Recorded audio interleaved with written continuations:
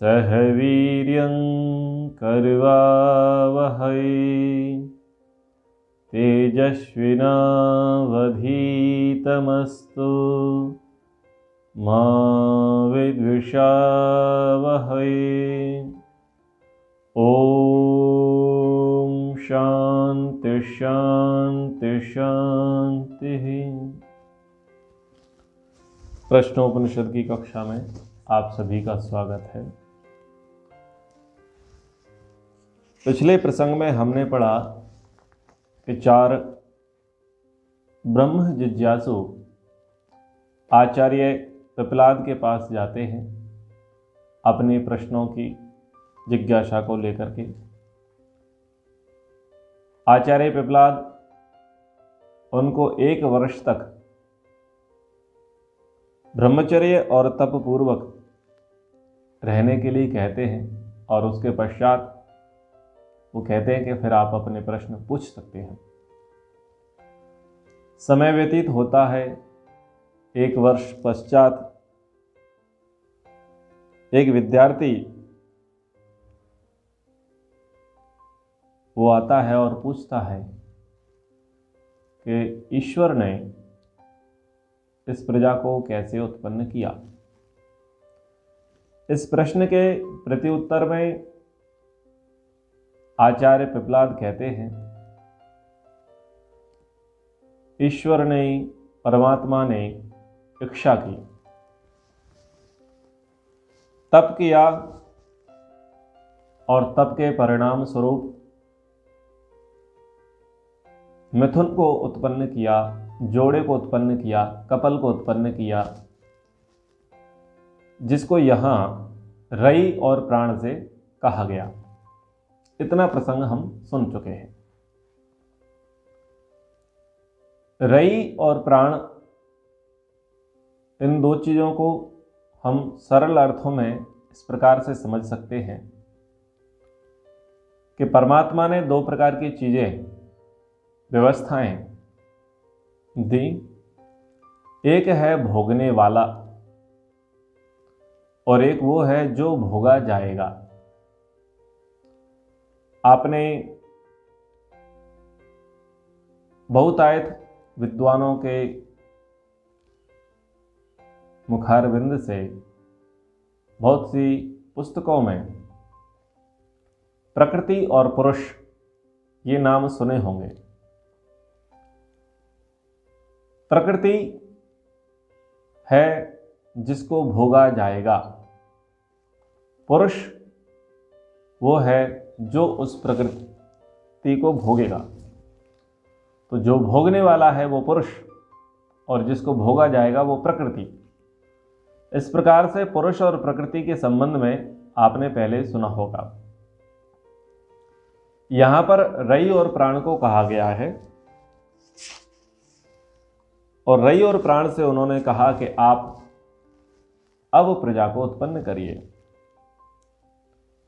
तो रई और प्राण क्या है, यहां पर उपनिषद में किस प्रकार से उसकी व्याख्या की गई है, उसको जानने के लिए श्लोक पढ़ते हैं। श्लोक संख्या 5।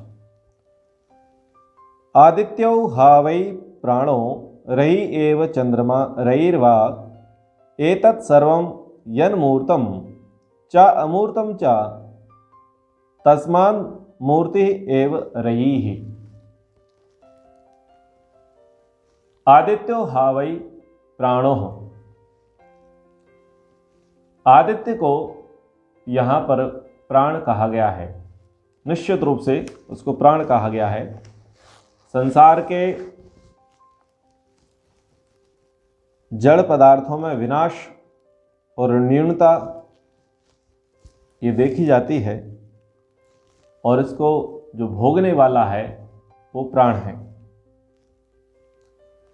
तो यहां आदित्य को प्राण कहा है। रई एव चंद्रमा, और चंद्रमा को कहा गया है रई। तो आदित्य है प्राण शक्ति और चंद्रमा है रई शक्ति। भोक्तृ शक्ति को बढ़ाने वाला है सूर्य।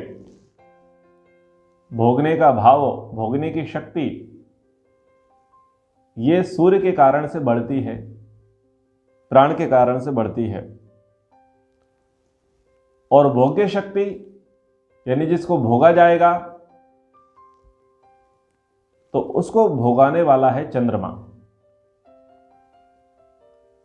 और आप सरल अर्थों में इसको समझिए, आप सूर्य के कार्य को देखिए और चंद्रमा के कार्य को देखिए।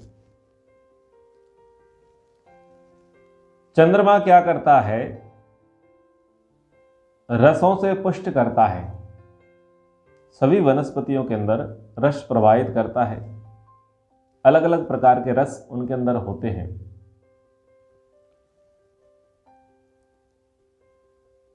और सूर्य क्या करता है? सूर्य उसे भोगाने का काम करता है, यानी सूर्य का जो ताप है वो ताप क्या करता है? सबको हर लेता है। कई संस्कृत साहित्यों में, हिंदी के साहित्यों में आपने साहित्यकारों के द्वारा प्रभात का वर्णन सुना होगा, जिसमें चंद्रमा अपनी पोषण रूपी किरणों से प्रकृति को हरा भरा कर देता है। ओस की बूंदें पर्याप्त मात्रा में जो हरे हरे पदार्थ हैं, पेड़ हैं, पौधे हैं, घास फूस है, उस पर ओस की बूंदें आ जाती हैं। और उस समय की जो हरियाली है वो बड़ी ही मनोहारी होती है। उसके बाद जब सूर्यदेव का आगमन होता है तो सूर्य की किरणें उस ओस को अपने साथ लेके चली जाती हैं और उस प्रकृति को, उस वनस्पति को वो शुष्क कर देता है।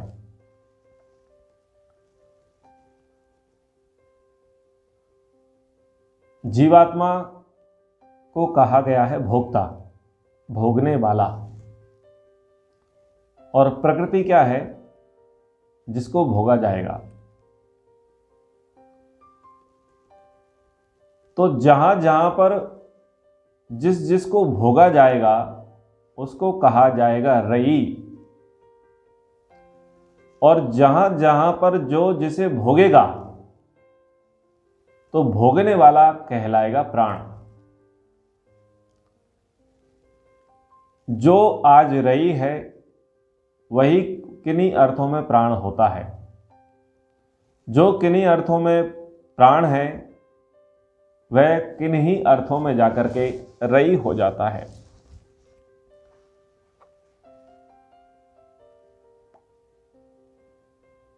जैसे हम क्रम से समझ लेते हैं, फसल को ले लीजिए, औषधियों को ले लीजिए, अन्नों को ले लीजिए। इनको आप थोड़ी देर के लिए रई मानिए। रई यानी भोगने वाला, सॉरी, जिसको भोगा जाएगा। अब उस फसल को आकर के किसने खा लिया? जिसने भी खाया, वो कीड़े थे, वो पक्षी थे, वो चार पैरों के पशु थे, अथवा दो पैर वाला मनुष्य रहा। तो जिसने उस फसल को भोगा, खाया, वो हो गया प्राण। अब उसको भी तो कोई ना कोई खाएगा, उससे ऊपर भी तो कोई ना कोई होगा। तो जो उससे ऊपर होगा वो प्राण हो जाएगा और ये रई हो जाएगा।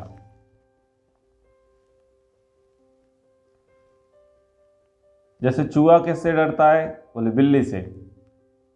बिल्ली किससे डरती है? बोले कुत्ते से। और कुत्ता किससे डरता है? बोले इंसान से। तो ऐसे क्रम हुआ ना, एक डर रहा है और एक डरा रहा है, यानी एक भोग रहा है, एक भुगा रहा है। तो ये रई और प्राण, ये दो जोड़े संसार में परमात्मा ने उत्पन्न किए। अब आपको सरलता से समझ में आ गया ना, ये दो ही चीजें हैं। जितना भी हम आंखें उठा करके देखते हैं वो सारे की सारी चीजें हैं रई, भोगने वाली, जिनको हम भोग सकते हैं। किचन का सारा सामान हम भोगते हैं, गाड़ियों को हम चलाते हैं, सड़कों का हम प्रयोग करते हैं, नदियों का तालाबों का हम प्रयोग करते हैं, तो हम सब इसके भोक्ता हैं। तो हमारी अपेक्षा से ये रई है और हम इनकी अपेक्षा से प्राण हैं, हम इनकी अपेक्षा से प्राण हैं। तो इन दो शक्तियों को प्रजापति परमात्मा ने उत्पन्न किया, एक है रई, दूसरा है प्राण। आया समझ में? सरलता से आगे समझ में? ठीक बात।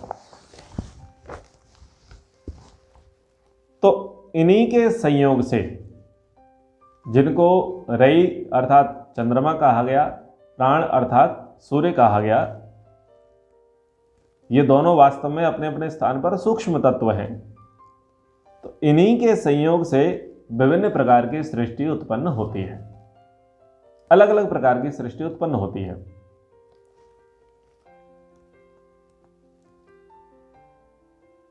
तो जो कुछ मूर्त है अथवा अमूर्त है, यानी जो कुछ बन गया है और जो अभी नहीं बना है, यानी उसका अभी शेप नहीं है, आकार नहीं है, या ये कहें कि आगे उसकी संभावना है, तो जो कुछ भी हमें संसार में दिख रहा है वो हो गया रई। और ये जो संसार है, फिर ये जीवात्माएं हैं, तो इनसे भी बढ़कर के कोई एक सत्ता है, उस सत्ता को कहते हैं ब्रह्म, ईश्वर, परमात्मा। तो चूंकि वो सर्वे सर्वा है, बड़ा है, इसलिए उसको प्राण कहेंगे और ये जड़ चेतन जगत रई में आ जाएगा।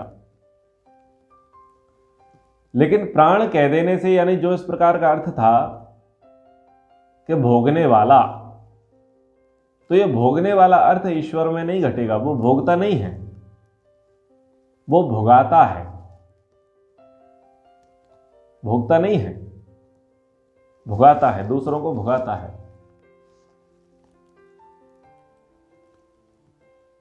तो ये 5वें श्लोक में ये बात इन्होंने कही। आ गया आपको बात समझ में? संसार में दो शक्ति हैं, एक रई है, एक प्राण है। आगे, अथ आदित्य उदयन प्राचीम दिशम प्रविशति तेन प्राच्यान प्राणान रश्मिषु सन्निधत्ते यदक्षिणाम यत् प्रतीचिम यद उदीचिम यदथो यदूर्ध्वम यदंतरा दिशो यत् सर्वं प्रकाशयति तेन सर्वान् प्राणान रश्मिषु सन्निधत्ते। अब रई और प्राण को धीरे धीरे ये अलग अलग तरीके से यहां पर व्याख्यात कर रहे हैं। अथ आदित्य उदयन प्राचीन, आदित्य यानी सूर्य, उदयन यानी उदय होता है, प्राची यानी पूर्व दिशा। तो देखो, आपको ऐसे नाम भी पता चल जाएंगे। आदित्य सूर्य को कहते हैं, उदयन उदित, उदयन उदित ये नाम रखते हैं, यानी उगने के लिए है। प्राची कन्याओं के नाम रखते हैं, तो प्राची का अर्थ है पूर्व, पूर्व की दिशा। तो ऐसे आपको ये नाम भी पता चल जाएंगे। नाम रखने हैं या लोगों के नाम रखे हुए हैं तो उनके अर्थ क्या होंगे। तो सूर्य उदय होने पर पूर्व दिशा में प्रवेश करता है। उदयन प्राचीम दिशम प्रविशति तेन प्राच्यान प्राणान रश्मिषु सन्निधत्ते। तो पूर्व दिशा में सूर्य की जो प्राण शक्ति है उसे वह अपनी किरणों में डाल देता है। जब सूर्य उगता है, उग करके जिस तरफ उसकी किरणें जाती हैं, तो हमारी अपेक्षा से हम क्या देखते हैं? सूर्य की अपेक्षा से तो कोई दिशा नहीं है ना, सूर्य तो गोल है और उसके लिए दिशा के व्यवहार की कोई अपेक्षा भी नहीं है। हमारी दृष्टि से, हमारी अपेक्षा से है कि ये पूर्व है, ये पश्चिम है, ये उत्तर है, ये दक्षिण है, ये वायव्य है, नैऋत्य है, आग्नेय है। ये तो हमारी अपेक्षा से दिशाएं हैं। तो हमारी अपेक्षा से है तो हमारे लिए ही समझने के लिए है कि जब पूर्व दिशा में सूर्य उगता है, पूर्व दिशा में सूर्य उगता है तो उसकी किरणें पूर्व दिशा में प्रवाहित होती हैं। किरणें प्रवाहित होती हैं तो किरणों के साथ साथ वो प्राण शक्ति भी दे देता है। इसी प्रकार दक्षिण दिशा में, ऐसे ही पश्चिम में, ऐसे ही उत्तर में, और ऐसे ही नीचे, और ऐसे ही ऊपर। कहने का तात्पर्य है दशों दिशाओं में प्राण देने वाला सूर्य है, यानी सूर्य की किरणों के माध्यम से प्राण दशों दिशाओं को प्राप्त होता है।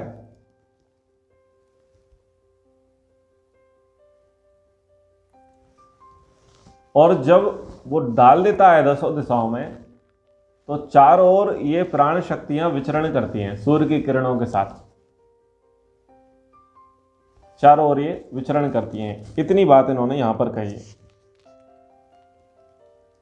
स एष वैश्वानरो विश्वरूपः प्राणो अग्नि उदयते तद एतद ऋचा अभ्युक्तम। तो उदय होने वाला जो सूर्य है वो एक अग्नि है और इस अग्नि को कहा गया है प्राण शक्ति। सूर्य है वो एक प्रकार से अग्नि है और उसकी जो किरणें हैं, ऊर्जा है, वो भी अग्नि ही है, उसमें ताप होता है। तो ये जो प्राण शक्ति है जो संपूर्ण विश्व को अपने अपने काम में चलने की जो प्रेरणा दे रही है, सूर्य की किरण जैसे जैसे जहाँ जहाँ पर जिस जिस देश में जिस जिस वस्तु पर, पदार्थ पर पड़ी, वो एक्टिव होना शुरू हो जाता है। पेड़ों पर पड़ती है, पौधों पर पड़ती है तो उनका प्रकाश संश्लेषण की क्रिया शुरू हो जाती है, वो अपना भोजन बनाने लग जाते हैं। प्राणी जगत चलायमान होना शुरू कर देता है और इनके बड़े बड़े महत्व तो यंत्रों के माध्यम से समझ में आते हैं कि जैसे हमें सौर ऊर्जा का प्रयोग करना है तो सोलर प्लेट होती है या सोलर प्रकार के कुकर होते हैं जिसमें खाना बनाए जाते हैं, कुछ ऐसे पदार्थ भी होते हैं। तो लोग पहले से तैयारी करके रखते हैं, सेटअप बना करके रखते हैं कि सूर्य की किरणें आएंगी, इस पर पड़ेंगी और ये खाना बनना शुरू हो जाएगा। तो ये और कुछ अन्य अन्य प्रकार के यंत्र भी होते हैं जो सूर्य की किरण से ही चलेंगे, यानी वो सूर्य की किरण जैसे ही धरती पर पड़ी तो जो जो व्यक्ति उसकी अपेक्षा के लिए बैठा था, उसकी आशा के लिए बैठा था, सूर्य की किरण पड़ते ही उनकी जीवन शक्ति, उनकी प्राण शक्ति, उनका जीवन, उनकी जीवन शक्ति, उनकी प्राण शक्ति चलती रहती है। तो प्राण शक्ति यानी जैसे वो सूर्य की किरण पड़ती हैं तो सारे सब काम एक्टिव होना शुरू कर देते हैं, सारे काम शुरू हो जाते हैं। किसी को कपड़े सुखाने हैं तो बोलते हैं भाई धूप आ गई है, और पहले समय भी धूप के आधार पर ही देखते थे। ऐसे से सूर्य घड़ी बनी रहती थी, उन घड़ियों पर सूर्य का प्रकाश पड़ता था, तब जाकर के लोगों को समय का पता चलता था। कहने का तात्पर्य ये है कि ये बता रहे हैं कि जब सूर्य की किरण धरती पर पड़ती है तो जड़ और चेतन जगत का सारा कार्य है ना वो आरंभ हो जाता है, ये तात्पर्य है। और हम जो प्राण लेते हैं, प्राण तो हमारे अंदर है, ये जो वायु हम लेते हैं, इस वायु में जो प्राण निहित है उस प्राण को देने वाला सूर्य है। यानी सूर्य की किरणों के साथ साथ वो प्राण इस वायुमंडल में आता है और वायुमंडल में आकर के वो ठहरता है और जिस जिस से वो मिलता है उसके जीवन को वो चलाना शुरू कर देता है। वो अलग अलग गैसों के रूप में परिवर्तित हो जाता है, वही प्राण शक्ति। तो वो प्राण शक्ति ऑक्सीजन के रूप में जब बदलती है तो वो हमें हमारे लिए जीवनी शक्ति हो जाती है, प्राणवायु बन जाती है, और वो जल का निर्माण करने के लिए भी सहयोगी होती है। तो यदि सूर्य की किरण से, सूर्य के द्वारा वो प्राण शक्ति ना मिले तो जल का निर्माण कभी नहीं हो सकता। अथवा जो जल धरा पर है और हमारे शरीर में है, तो उस जल से वो प्राण अलग होते ही, वो ऑक्सीजन अलग होते ही हमारे शरीर का क्या होगा, धुएं की तरह उड़ जाएगा। तो जिस जिस पदार्थ में, चाहे वो जड़ पदार्थ है या चेतन पदार्थ, जिसमें ऑक्सीजन का सहयोग है और उस ऑक्सीजन का सोर्स यानी सूर्य वो बंद हो जाए थोड़ी देर के लिए भी, तो पलक झपकते ही कुछ ही क्षणों में इस वायुमंडल से जो ऑक्सीजन का लेवल है वो खत्म हो जाएगा। और ऑक्सीजन का लेवल खत्म होने से, जिस कारण से ऑक्सीजन से सारा बना था, जो कुछ भी बना था, वो सब के सब डिस्ट्रॉय हो जाएगा। तो क्या समझ में आई बात कि हमारे जीवन को चलाने के लिए, चाहे वो जड़ जगत हो या चेतन जगत हो, उन दोनों के जीवन को चलाने के लिए वो प्राण शक्ति बहुत ही उपयोगी है, जो हमें सूर्य देव की कृपा से प्राप्त होती है, सूर्य की किरणों से प्राप्त होती है। और वो किरणें दसों दिशाओं में व्याप्त होकर के पूरे वायुमंडल में, हमारे पृथ्वी के चारों ओर वो प्राण शक्ति विद्यमान रहती है, जिससे हम सबका जीवन चलता है, जड़ का और चेतन का। तो इसी को यहाँ पर उन्होंने विश्व रूप कहा है कि ये पूरे विश्व में व्याप्त है, फैली हुई है, और ऐसा मानो कि इस प्राण शक्ति से विश्व रूप बन गया हो, पूरा विश्व का रूप बन गया हो। तो ये यहाँ पर साहित्यिक शैली में इस बात को कहा कि पूरा विश्व जो निर्मित हो गया, जो रूप बन गया, उसका आकार प्रकार बन गया, वो सब उसी प्राण शक्ति के कारण बना है। और उन्होंने कहा कि ऋचाओं ने भी ऐसा कहा है, ऋचाओं ने यानी वेद में भी ऐसी ही बात कही है कि सूर्य की प्राण शक्ति से ही ये सारे जगत का निर्माण हुआ है।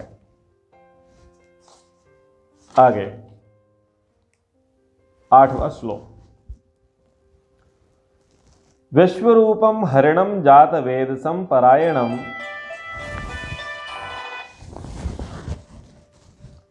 विश्वरूपम हरिणम जात वेदसम परायणम ज्योति एकम तपंतम सहस्ररश्मि सततः वर्तमानः प्राणः प्रजानाम उदयति एष सूर्यः। विश्वरूपम हरिणम जात वेदसम, विश्वरूप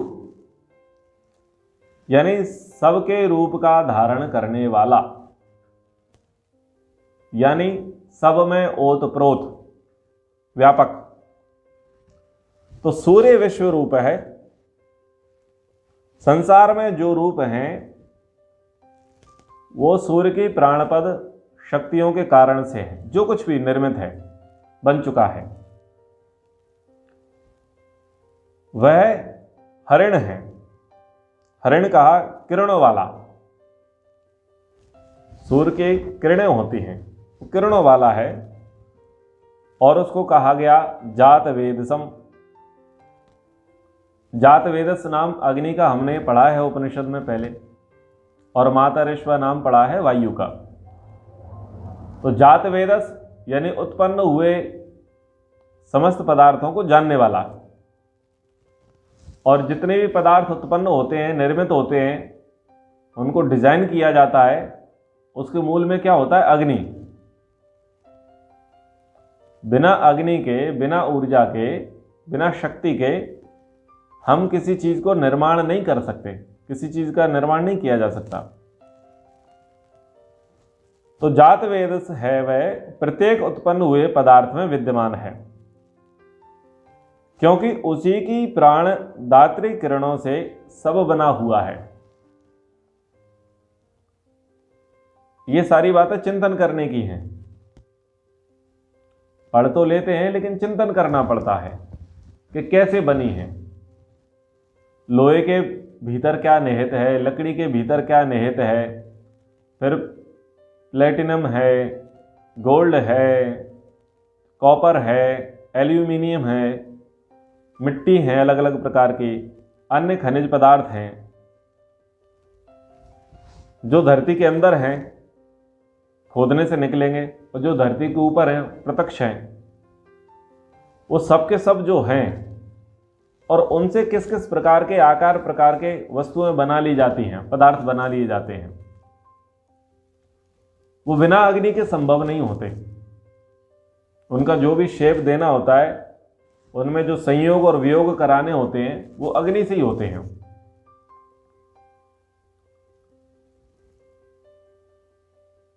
कोयले जब करोड़ों वर्षों तक, या ये कहें कि अनेक वर्षों तक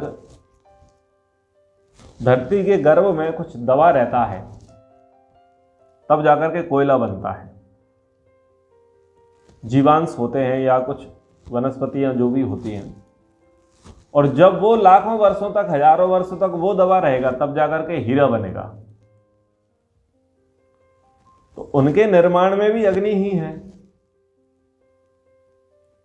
फिर जो ज्वालामुखी फूटेगा, उसके फूटने के कारण में अग्नि है।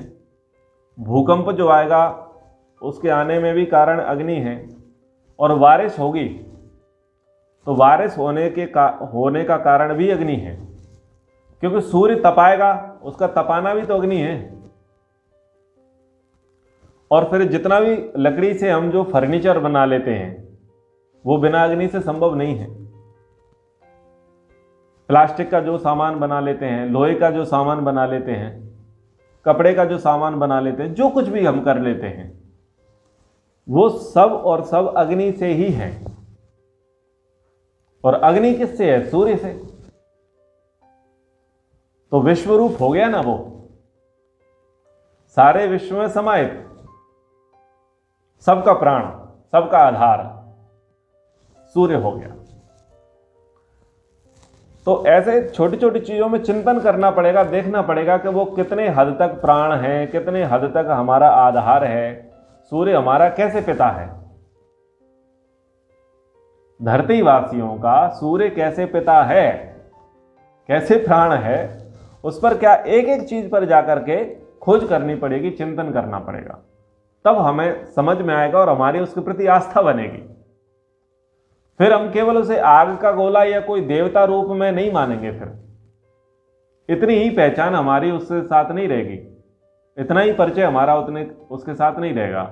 हम उससे आगे, उससे बेहतर हम उसे जान पाएंगे, समझ पाएंगे। ठीक है। तो वो परायण है, प्राणियों का परम आश्रय है, एकमात्र ज्योति है, वो तप रहा है, सहस्त्र रश्मियों वाला है, और सैकड़ों प्रकार से वो विद्यमान है।